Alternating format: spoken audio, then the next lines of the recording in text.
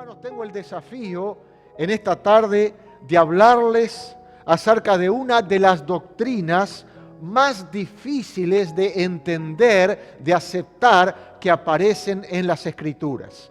Tengo el desafío de presentarles una de las doctrinas que ha sido de las más controversiales. Sin embargo, a pesar de todas las dificultades que conlleva estudiar y enseñar esta doctrina, es una de las doctrinas más reconfortantes y animadora para los creyentes. Y es por esta misma razón que Pedro fue guiado por el Espíritu Santo a presentar esta doctrina al comienzo mismo de su carta. En el saludo inicial, él ya comienza presentando o hablando de esta doctrina que vamos a comenzar a considerar, Dios mediante, en esta tarde. Estoy hablando de la doctrina de la elección. Vamos a leer nuestro texto entonces en 1 de Pedro capítulo 1, versículos 1 y 2, y luego vamos a orar. 1 Pedro 1:1 dice la Escritura: Pedro, apóstol de Jesucristo, a los expatriados de la dispersión en el Ponto, Galacia, Capadocia, Asia y Bitinia, elegidos según la presciencia de Dios Padre en santificación del Espíritu, para obedecer y ser rociados con la sangre de Jesucristo. Gracia y paz os sean multiplicadas. Vamos a orar.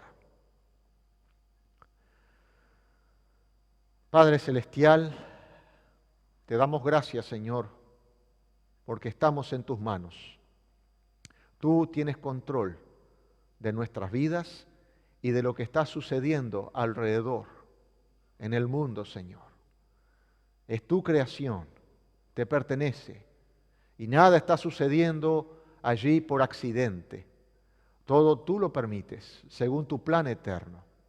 Y gracias, Señor, por estar en tus manos preciosas, porque nos amaste, nos escogiste, te preocupaste por nosotros, enviaste a Jesucristo para que viniera a estar aquí entre nosotros y fuera nuestro sustituto, yendo a la cruz del Calvario para morir en nuestro lugar por nuestro pecado.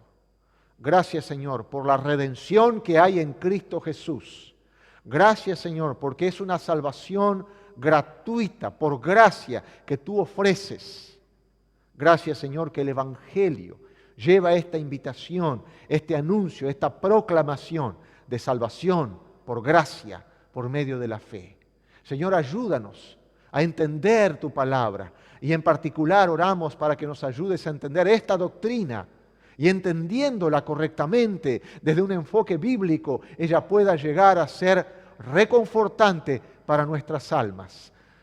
Anime, consuele nuestros corazones y más en tiempos difíciles. Te alabamos y te damos la gloria y la honra, Señor, por lo que tú estás haciendo, por lo que tú vas a hacer, por lo que hiciste. En el nombre del Señor Jesucristo. Amén. Hermanos, este pasaje en la Nueva Versión Internacional pone el término elegidos en el verso 1. Y voy a leerles el verso 1 de la Nueva Versión Internacional porque lo pone de esta manera: Pedro, apóstol de Jesucristo, a los elegidos extranjeros dispersos por el Ponto, Galacia, Capadocia, Asia y Bitinia. El término que aparece traducido elegidos en el original es el término eclectos, y es el término en el cual nos vamos a estar enfocando. Eclectos, que también puede ser traducido escogidos. De hecho, hay algunas versiones que en español usan este término, escogidos de Dios, elegidos de Dios. Hermanos, de acuerdo con el contexto en el cual lo situé la semana pasada, la iglesia la congregación de cristianos a la que Pedro escribe estaba a punto de atravesar por un periodo de tribulación. Estaban por enfrentar sufrimientos severos. El entonces emperador romano era Nerón, un hombre implacable, conocido en la historia por su crueldad. Y él había comenzado a perseguir a los cristianos. ¿Se acuerdan ustedes que dijimos la semana pasada que él había prendido fuego a la ciudad de Roma porque tenía un plan de urbanización muy ambicioso, pero habían muchas calles pequeñas con aglomeración de gentes y eso era un problema para su plan nuevo de urbanización. Por lo tanto, prendió fuego a la ciudad y en esa catástrofe muchos murieron. Así que tenía que aparecer el responsable y los cristianos fueron culpados de hacer esta tremenda matanza y se comenzó a perseguir a los cristianos de manera implacable. Así que Pedro, guiado por el Espíritu Santo, escribe esta carta con el propósito de ayudar a los creyentes que estaban dispersados en diferentes lugares del imperio. Ustedes saben que el imperio romano gobernaba todo el mundo conocido en aquel entonces, y él escribe a los cristianos que están dispersos por las naciones para ayudarlos a responder adecuadamente al sufrimiento que estaban a punto de enfrentar. Y ya en el saludo inicial, en el primer y segundo versículo, está tratando de animarlos y de alentarlos por recordarles quiénes son. Tenemos que pensar quiénes somos. Les recuerda en primer lugar su relación con el mundo, al llamarlos extranjeros. ¿Se acuerdan el término que analizamos la semana pasada? Expatriados, extranjeros, peregrinos. Y esto se torna en aliento pensando que aquellos que enfrentarían sufrimiento en este mundo sabían que en última instancia ellos se estaban encaminando a su hogar final, a su hogar celestial, donde nunca más habrían de sufrir. Luego, en segundo lugar, les recuerda su relación con el Señor, por llamarlos elegidos de Dios, escogidos de Dios. Ahora, hermanos, ¿en qué sentido eran estos cristianos a los que Pedro está escribiendo esta carta? Y para el caso, todos los cristianos, porque dijimos que este grupo representativo estaba allí siendo representante de todos los cristianos, elegidos de Dios. ¿En qué sentido eran los cristianos escogidos de Dios? Y esta pregunta es la que nos introduce a lo que se conoce como la doctrina de la elección. Hermanos, la doctrina de la elección, de acuerdo con las Escrituras, es ese acto eterno de Dios por medio del cual Él, en su beneplácito soberano, es decir, porque le agradó hacerlo y no en base a ningún mérito previo en la criatura, elige, escoge un cierto número de ellos para que sean los receptores de su gracia especial y salvación eterna. En otras palabras, todos los que van al cielo porque Dios los ha elegido. Ahora, hermanos, esta enseñanza bíblica puede llegar a ser para algunos muy molesta. Recuerdo la primera vez que me confronté con ella. Podría decirles que me caractericé siempre por ser un buen lector, un ávido lector. Aún de niño, todo lo que llegaba a mis manos lo leía. Aún un recipiente de desinfectante, leía las letras chiquitas. Pero mis preferidos eran las revistitas animadas de cowboy. Bueno, ahí en Brasil habían muchas de esas, y cuando niño me encantaba leer esas historietas. Y también agarraba algún corintellado de mis hermanas y también me leía eso. Así que siempre leí. Aunque no era muy común que tuviéramos buenos libros. Éramos una familia bastante humilde del interior del país. Pero cuando nací de nuevo por la fe en Jesucristo, ahí comenzó mi interés de leer la Biblia. Tenía una Biblia. Y comencé a leer acerca de libros de teología. Eso era difícil de encontrar. Yo recuerdo que mi primer diccionario bíblico, yo era un adolescente, tenía una maestra en la escuela dominical y un anciano de la iglesia que tenía muchos libros falleció y esa biblioteca fue a parar en manos de esa maestra y ella me obsequió mi primer diccionario bíblico, que lo tengo todavía, y lo leí. Yo creo que tendría unos 12 años cuando me leí todo el diccionario bíblico. Y continué leyendo y cada libro que llegaba a mis manos lo leía. No recuerdo específicamente cuál fue el libro, ni tampoco recuerdo de dónde salió ese libro, pero de alguna manera llegué a leer sobre el tema de la salvación. Y fui encaminado, hermanos, en esa lectura de que Dios eligió a los que se salvarían y solo los que Él eligió se salvarían. Y al principio yo me alarmé bastante. Me pareció esto, sonaba a mis oídos y a mi poco entendimiento un tanto injusto. Pero es sorprendente cómo el tiempo cambia las cosas. Esta doctrina ya no me molesta.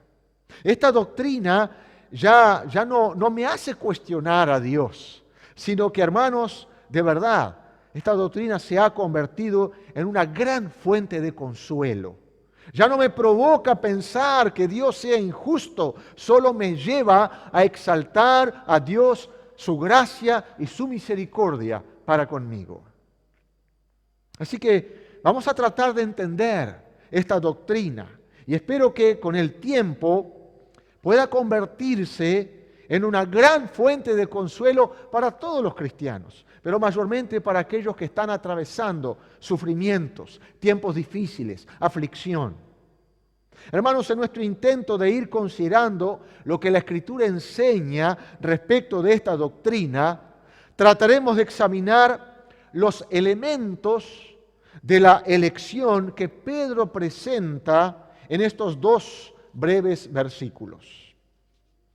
Aquí, en estos dos breves versículos, encontramos dos elementos de la elección. Número uno, entonces, punto número uno, si están tomando nota, y les animo, miren, el domingo pasado cuando llegué a casa, Alejandra, sabiendo que yo iba a comenzar un nuevo estudio, dijo, tengo un nuevo cuadernito de notas, y ella está ahí sacando notas. Así que si ustedes están tomando notas, punto número uno, la esencia de la elección. Hermanos, la esencia de la elección es que es la elección de Dios. No se trata de una elección humana, sino una elección divina.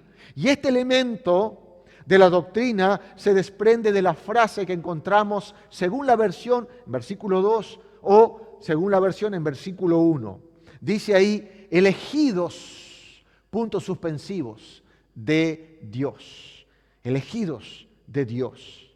El término elegido o escogido, como ya dije, es eclectos. Ahora, hermanos, ese término en el original es un término compuesto por la raíz ek, que significa de, más la segunda parte del término legó, que significa reunir o recoger. Ek, de, legó, reunir o recoger. Dios ha reunido de todas las razas y pueblos del mundo, de todos los tiempos, a aquellos que se convertirían en extranjeros en esta tierra y ciudadanos del cielo. ¿No es una maravilla pensar así? Es una obra de Dios, una obra soberana. Dios formando un pueblo escogido para sí. Hermanos, vayamos por favor a Efesios capítulo 1, versículos 3 al 5. Y vamos a estar buscando algunos versículos que enseñan claramente acerca de esta doctrina. Dice ahí, Efesios capítulo 1, versículo 3, bendito sea el Dios y Padre de nuestro Señor Jesucristo, que nos bendijo con toda bendición espiritual en los lugares celestiales en Cristo, según nos escogió en Él antes de la fundación del mundo, para que fuésemos santos y sin mancha delante de Él, en amor, habiéndonos predestinado para ser adoptados hijos suyos por medio de Jesucristo, según el puro afecto de su voluntad. Hermanos, yo veo aquí en esta porción de la Escritura de manera muy clara que Dios nos escogió en Cristo, nos escogió en Él antes de la fundación del mundo. ¿Y para qué nos escogió Dios?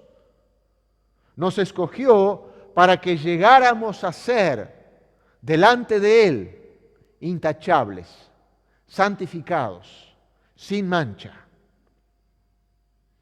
Es como decir que nos escogió antes de la fundación del mundo a través de Cristo para salvación. Porque, hermanos, encontrarnos un día delante de Dios irreprensibles, esto es, sin mancha, santos, sin pecado, eso es ser salvo. Entonces, ¿enseñan las Escrituras que Dios nos escogió para salvación? La respuesta es sí, las Escrituras enseñan esto. Vayamos a otro pasaje en segunda de Tesalonicenses, capítulo 2, versículo 13. Segunda de Tesalonicenses, capítulo 2, en el verso 13, dice allí, pero nosotros debemos dar siempre gracias a Dios respecto a vosotros, hermanos amados por el Señor, de que Dios os haya escogido desde el principio para salvación, mediante la santificación por el Espíritu y la fe en la verdad. Otra vez, ¿enseñan las Escrituras que Dios nos escogió para salvación?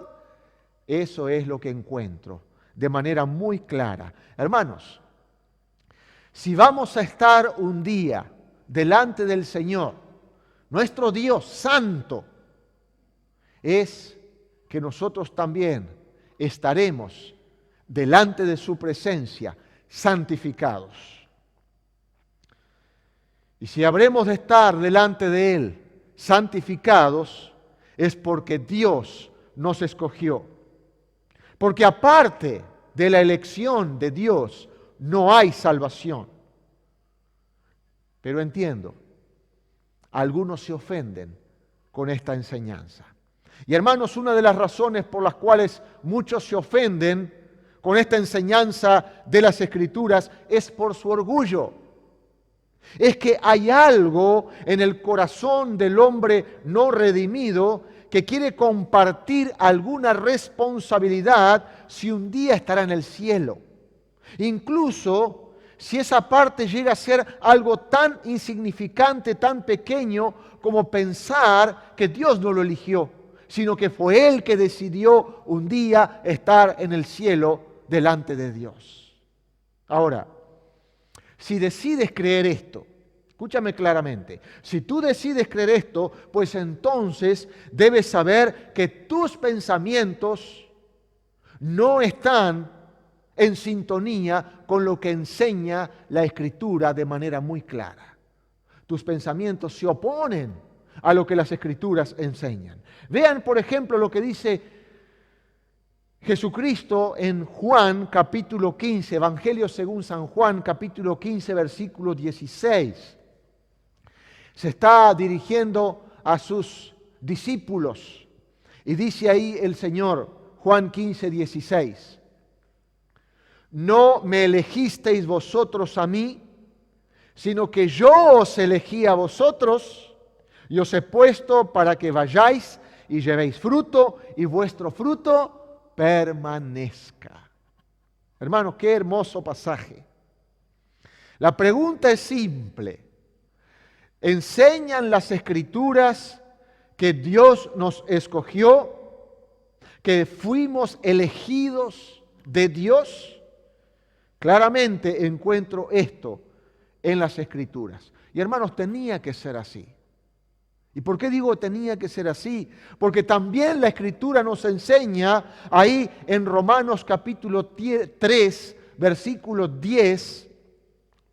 Miren lo que dice de manera enfática Romanos 3, 10 y 11, como está escrito, no hay justo ni aun uno, no hay quien entienda, no hay quien busque a Dios. De manera muy enfática, Pablo repite este salmo de David y dice, no hay quien busque a Dios. Dios miró desde los cielos para ver si había alguno justo, alguno bueno, alguno que hiciera algo bueno que buscara a Dios, y no encontró ninguno, ni siquiera uno. Las Escrituras son muy claras en decir que todos los que están en el mundo, sin la intervención de Dios, sin la obra de Dios, continuarían para siempre a su manera. ¿Se acuerdan? Esa letra que fue, creo que Frank Sinatra, el que la hizo famosa porque no la escribió, pero por cantarla con una voz estupenda, que me encanta su voz. Recorrió caminos, vivió experiencias, arrepentimiento, no de nada, porque vivió a su manera. Y hermanos, todos sin excepción, sin la intervención de Dios, habrían dicho lo mismo. Viví a mi manera, hice lo que se me antojó. Esto quiere decir que seguirían persiguiendo lo que ellos quisieran para sí mismos, sin tener en cuenta a Dios para nada, sin tener en cuenta a Dios en sus pensamientos, sin considerar a Dios. Pero Dios ha dado el primer paso para buscarnos, para encontrarnos, porque nos amó y nos escogió y nos salvó.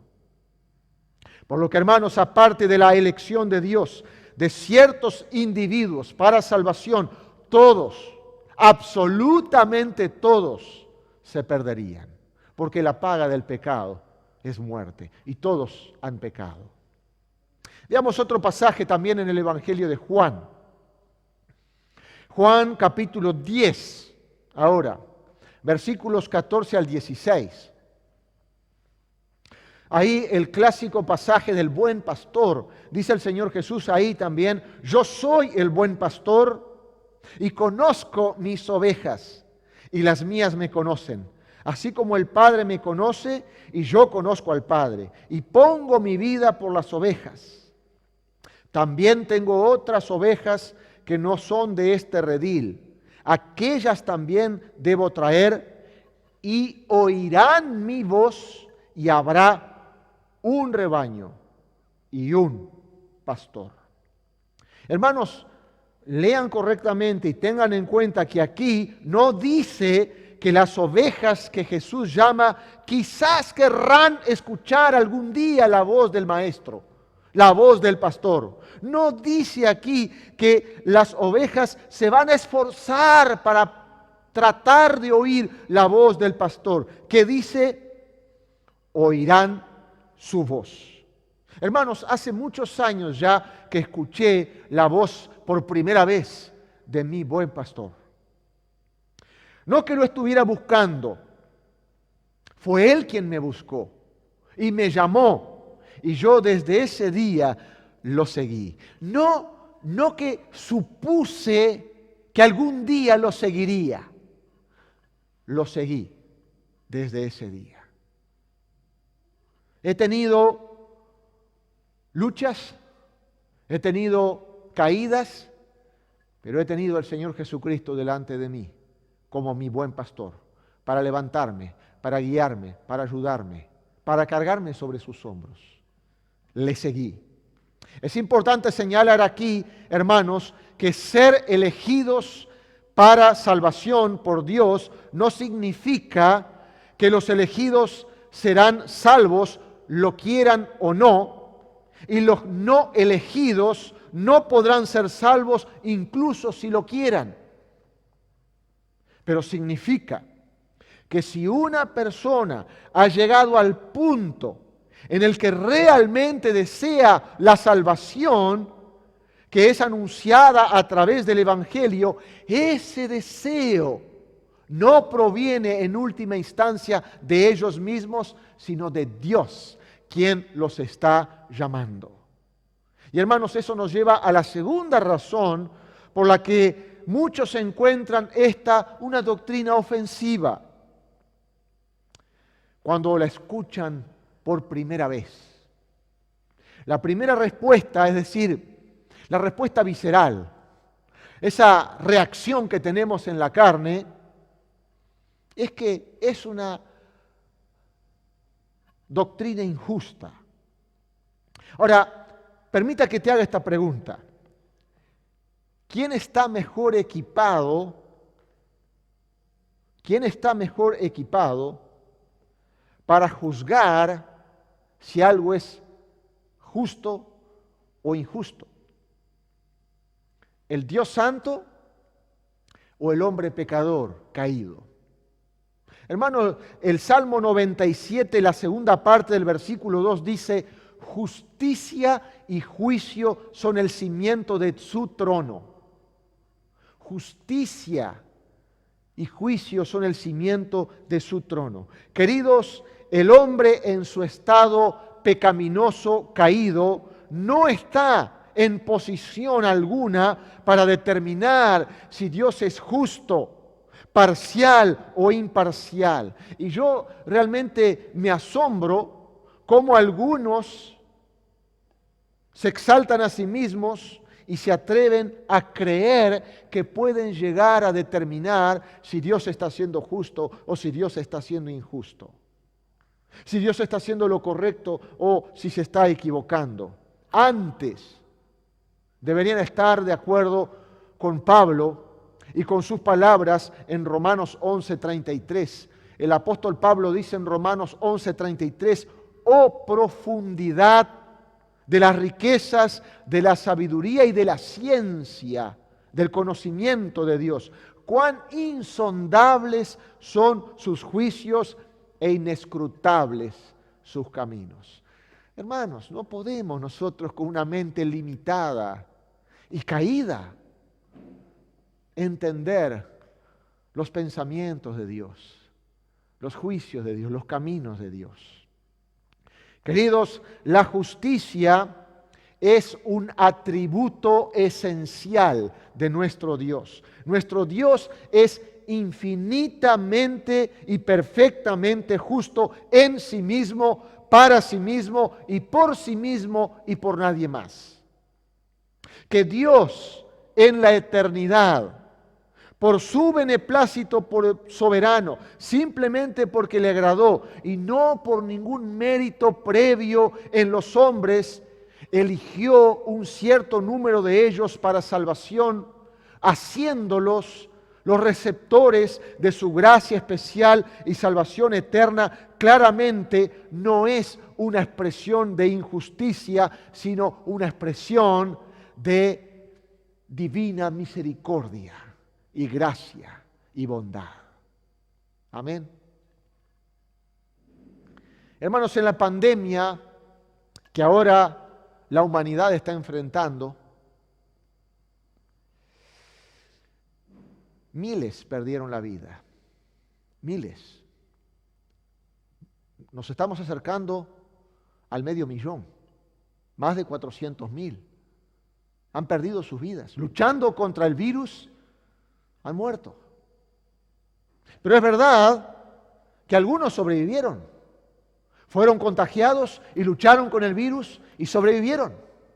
Y hace unos días escuchaba un sobreviviente que era dado de alta del hospital, había estado en el CTI, había estado intubado, en coma, pero venció el virus, se curó y estaba saliendo del hospital.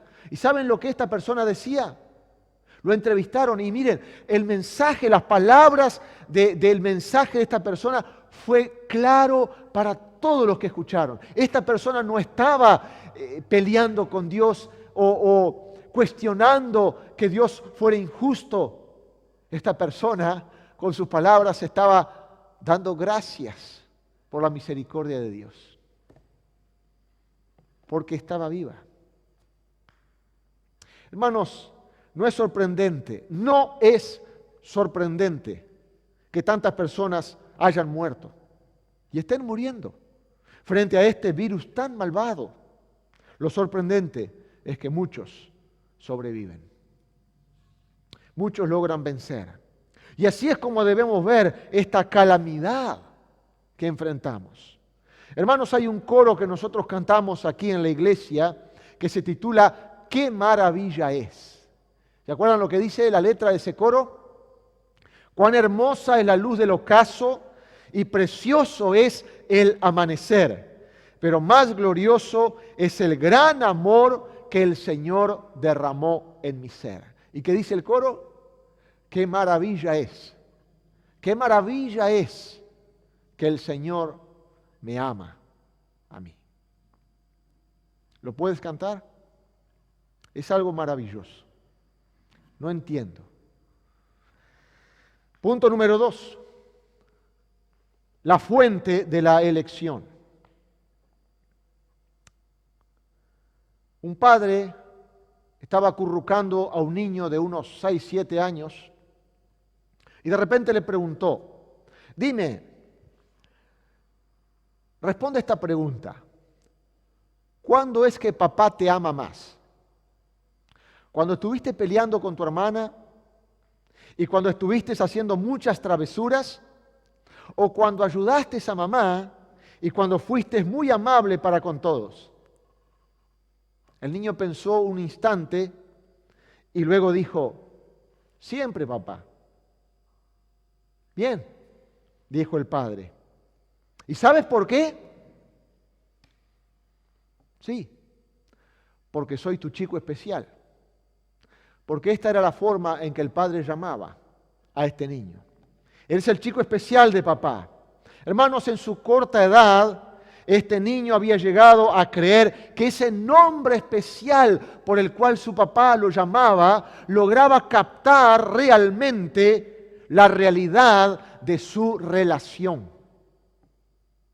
¿Verdad que es una sensación maravillosa el sentirse especial para alguien? En el día de hoy, muchas mamás recibieron un llamado o una visita y ellas en el día de hoy se sintieron especial para sus hijos, ¿verdad? ¿Verdad que es maravilloso ese sentimiento? Sentirse especial para alguien y más cuando ese alguien también es especial para ti. Hermanos, tal sentimiento yo lo experimenté también cuando entendí correctamente esta doctrina de la elección. Cuando la Escritura fue clara y entendí la doctrina de la elección. Lo que no me di cuenta en esos primeros días que fui enfrentado a esta doctrina, que estaba entendiendo lo que la Escritura enseñaba acerca de ella, lo que no entendí, pero me fui dando cuenta poco a poco. Y hoy, como dije, es una fuente de consuelo para mí, es el hecho de que durante todos esos años pasados, Antes de venir a Cristo por fe, yo ya era especial para el Señor. Y queridos, no solo yo, sino todos aquellos que han venido en el pasado, los que están viniendo ahora en el presente a Cristo por fe, los que en el futuro vendrán a Él, todos somos especiales para Dios de una manera que aquellos que no vendrán a Él no lo serán jamás.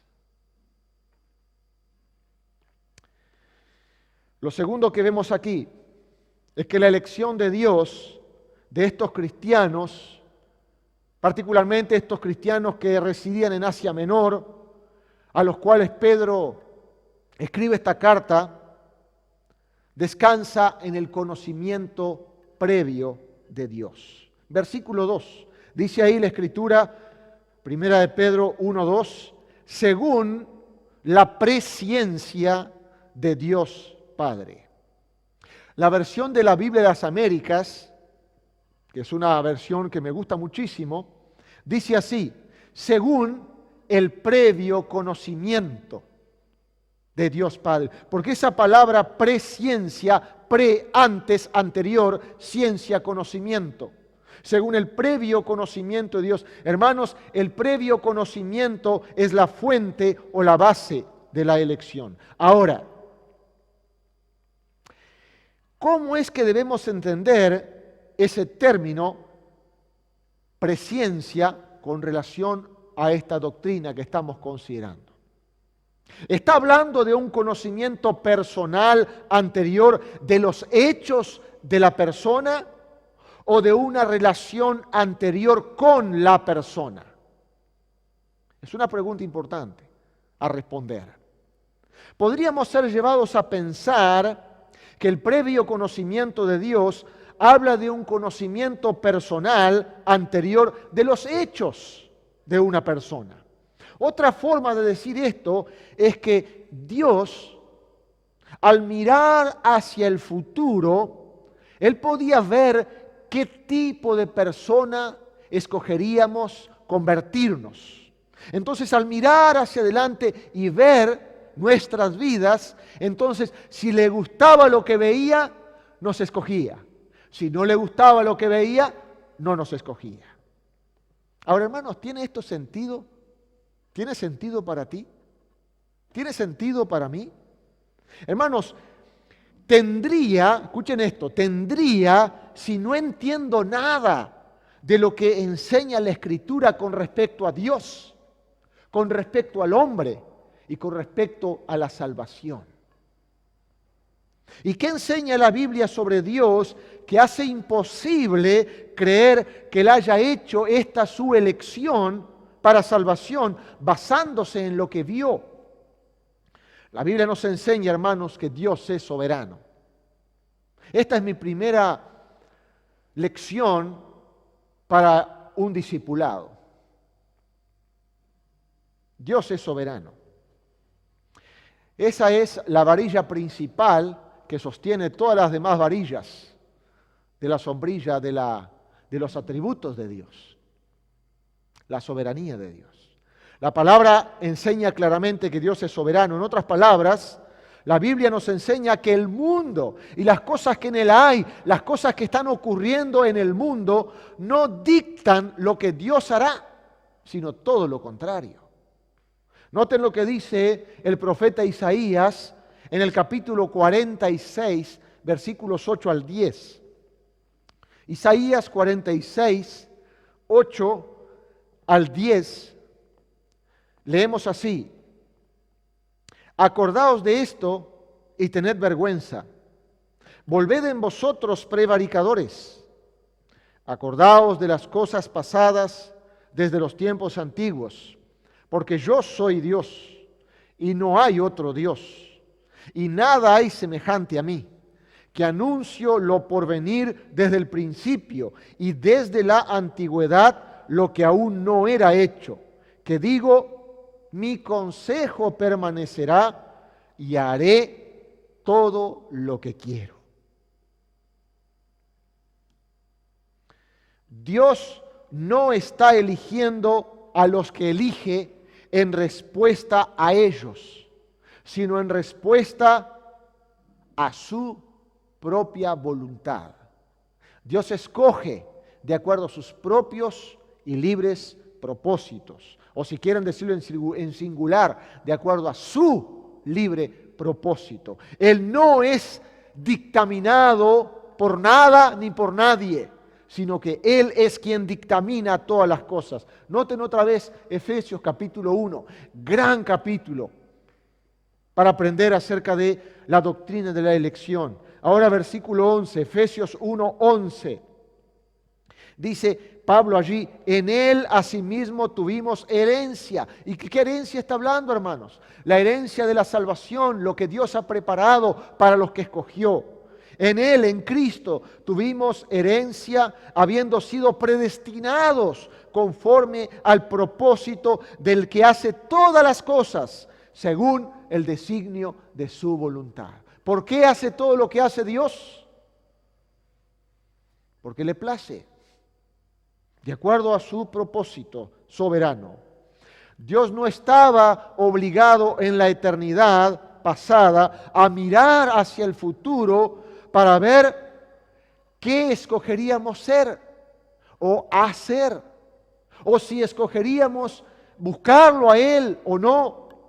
Dios no tenía tales restricciones. Hermanos, la explicación que Pablo nos da aquí sobre nuestra salvación, a la que él llama herencia, no dependía de ninguna manera de nosotros, sino que dependía única y totalmente de Dios, del consejo soberano de su voluntad. Bien, y hemos mirado brevemente, muy brevemente, lo que la Biblia enseña acerca de Dios. Ahora echemos un vistazo también breve acerca de lo que la Biblia dice acerca del hombre. ¿Qué enseña la Biblia sobre el hombre que hace imposible creer que Dios haya hecho esta su elección para salvación en base a lo que vio? Hermanos, la Biblia no solamente enseña acerca de la soberanía de Dios, pero también enseña acerca de la depravación del hombre. Nuestro estado corrupto, nuestro estado caído. En otras palabras, la Biblia nos enseña que aparte de la intervención del Dios eterno y santo, no hay mérito redentor alguno en el hombre. Esta obviamente puede que no sea la perspectiva del hombre. Puede que muchos no estén de acuerdo con esto, pero esta es la perspectiva de Dios. Esto es lo que Dios declara en su palabra. Noten lo que dice otra vez Isaías en el capítulo 64, versículo 6. Isaías 64, verso 6. Si bien todos nosotros somos como suciedad, y todas nuestras justicias como trapo de inmundicia, y caímos todos nosotros como la hoja, y nuestras maldades nos llevaron como viento. A mi manera. ¿Y cuál es mi manera? ¿Cuál es la manera del hombre? Una manera pecaminosa. Su pecado, su depravación, su iniquidad lo llevó como el viento. Sin la intervención de Dios, si Dios mirara hacia el futuro para ver si habría algo que pudiera recomendarnos positivamente delante de su presencia, ¿a cuántos hallaría y habría escogido? Ni siquiera uno. Ni siquiera uno. Noten Romanos 3 nuevamente, versículos 10 al 12. Como está escrito, no hay justo ni aun uno. No hay quien entienda. No hay quien busque a Dios. Todos se desviaron, a una se hicieron inútiles. No hay quien haga lo bueno, no hay ni siquiera uno. Si pudiéramos vernos a nosotros mismos por lo que realmente somos, hermanos, nosotros tenemos una opinión acerca de nosotros. Pero si realmente pudiéramos ver la verdad acerca de nosotros mismos, veríamos que aparte del Señor, no hay nada redentor en nosotros. Veríamos que si somos elegidos por Dios, no es por nada que Él encuentre atractivo o bueno en nosotros. Entonces, ¿qué enseña la Biblia acerca del hombre? Que no hay nada bueno en él. No hay nada que lo pueda recomendar delante de Dios para que Dios en algún momento lo tenga en cuenta o lo escoja o quiera que esté un día en su presencia. Por el contrario, somos abominables en nuestro pecado delante de ese Dios santo. ¿Y qué enseña la Biblia sobre la salvación? Que hace imposible creer que Dios haya hecho esta su elección para salvación en base a lo que vio. Hermanos, la Biblia nos enseña que somos salvos por gracia, por medio de la fe, no por obras. Claramente, Efesios capítulo 2, versículos 8 y 9, porque por gracia sois salvos por medio de la fe, y esto no de vosotros, pues es don de Dios, no por obras, para que nadie se gloríe. ¿Cómo podríamos nosotros que hoy predicamos el Evangelio al mundo, cómo podríamos nosotros decir al mundo que la salvación es puramente de gracia? Que vengan, que no tienen que pagar nada, que es gratuito, que es por medio de la fe, no por obras, y al mismo tiempo decir que Dios nos escogió para salvación en base a que vio algo bueno en nosotros. No, queridos. Si tuviéramos que decir esto, entonces nuestra salvación es el resultado de algo en nosotros y no en Dios. Y esto no es lo que encontramos en las Escrituras. Pero noten, segunda de Timoteo capítulo 1, versículo 9. Dice segunda de Timoteo 1, 9, quien nos salvó y nos llamó con llamamiento santo, no conforme a nuestras obras, sino según el propósito suyo y la gracia que nos fue dada en Cristo Jesús antes de los tiempos de los siglos. Entonces, antes de la fundación del mundo, Dios miró, pero no vio nada bueno en nosotros. Pero igualmente nos escogió, no en base a ninguna obra buena de nuestra parte, sino puramente por su misericordia. Ciertamente, hermanos, ciertamente Dios conocía la vida que íbamos a llevar, lo que íbamos a hacer. Dios conocía absolutamente todos los hechos acerca de nuestras vidas, pero no había nada en esos hechos de nuestras vidas que pudiera recomendarnos positivamente ante Dios, nada aparte de su sola y propia intervención. La salvación es obra de Jehová. Y este verso es tan claro, 2 Timoteo 1:9 que acabamos de leer, que incluso si hubiera algo bueno, si hubiera alguna obra de caridad, de piedad en nosotros, que Dios estuviera agradado, que mereciera ser considerado como algo positivo, esas cosas buenas en nosotros no tendrían nada que ver, ninguna relación con la elección de Dios para salvarnos. Porque lo dice claramente allí, nos salvó no por obras que nosotros hubiéramos hecho. Vean otro pasaje, Tito capítulo 3, versículo 5. Y hermanos, estamos poniendo las bases para esta doctrina. Dice Tito 3:5, nos salvó no por obras de justicia que nosotros hubiéramos hecho, sino por su misericordia, por el lavamiento de la regeneración y por la renovación en el Espíritu Santo. Entonces, no fuimos salvos porque Dios miró y vio algo en nosotros que le inclinó o le obligó a elegirnos durante nuestras vidas o antes de nuestras vidas en la eternidad. La elección de Dios es total y completamente una expresión de su gracia y de su misericordia. Entonces, si la elección de Dios para salvación se basa en su previo conocimiento. Y ese previo conocimiento no es, como acabamos de fundamentar, un conocimiento personal anterior de los hechos de la persona. ¿Se está refiriendo entonces a una relación personal anterior con la persona? Déjenme tratar de explicar esto, hermanos, a través de un ejemplo.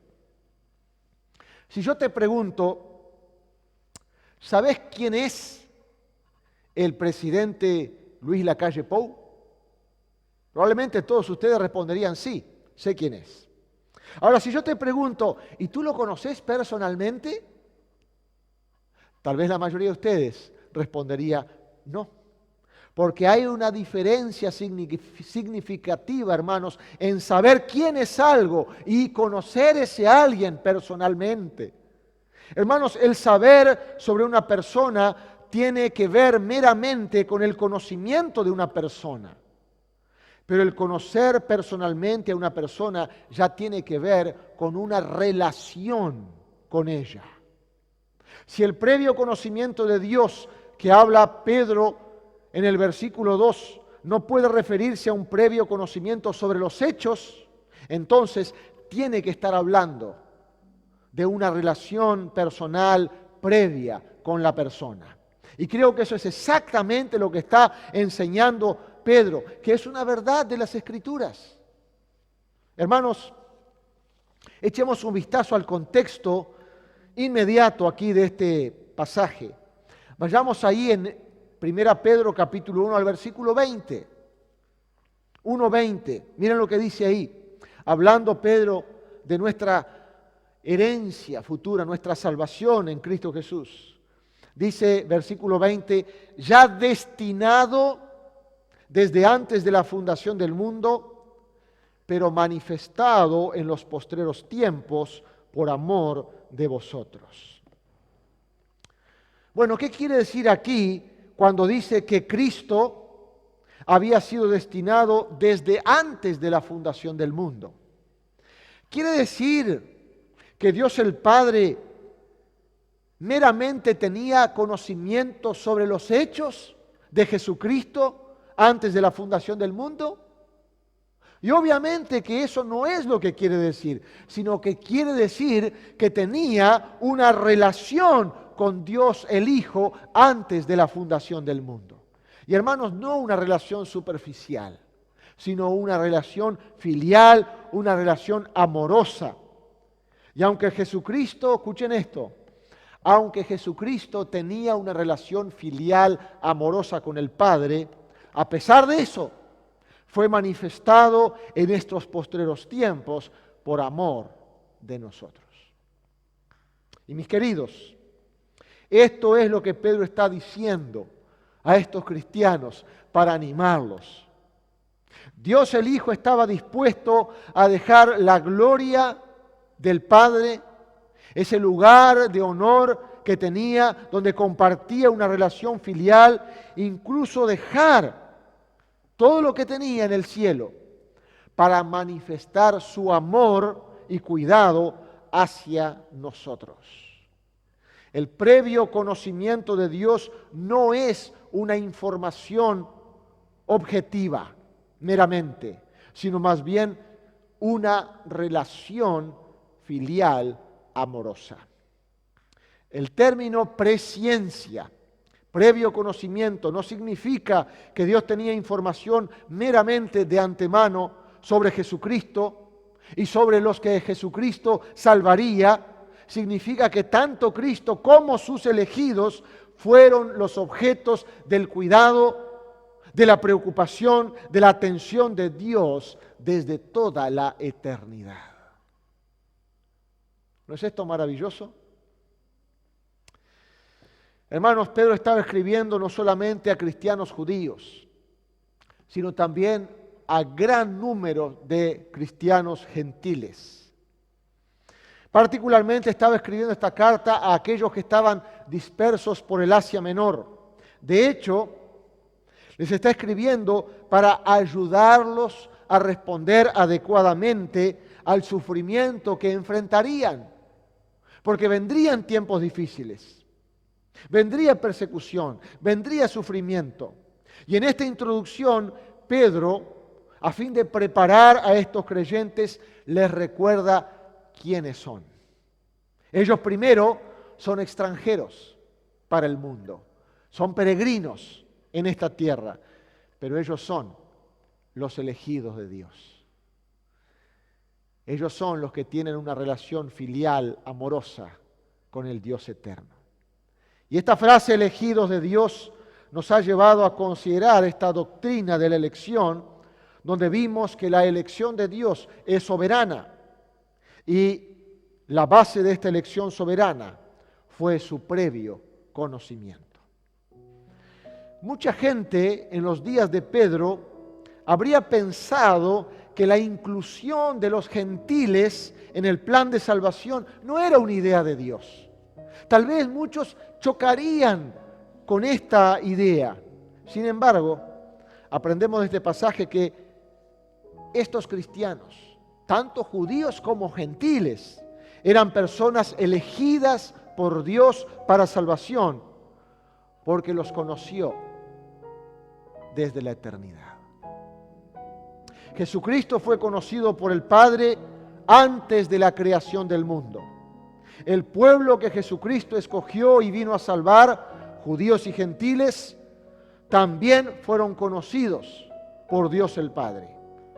Tu inclusión y mi inclusión en este pueblo especial que Dios ha salvado para sí mismo no es un accidente, no fue por casualidad. Tampoco fue un pensamiento posterior, sino que es parte del propósito de Dios desde la eternidad. ¿Y alguien puede interferir con el propósito de Dios? Dios es soberano. Él hace lo que Él quiere. Si tú que me estás escuchando ya has puesto tu fe en el Señor Jesucristo para salvación, no es casualidad. Dios te estaba buscando y llamando porque te ha conocido desde siempre y ha sido su objeto de especial cuidado y satisfacción desde siempre. Tú eres su chico especial, como escuchamos hace un momento en esa ilustración. Siempre fuimos especiales para Dios. Y esto, hermanos, debería animarnos y alentarnos. Saber que a pesar de las circunstancias, nada nos puede separar del amor de Dios que es en Cristo Jesús. Que Dios bendiga su palabra y Dios les bendiga ricamente.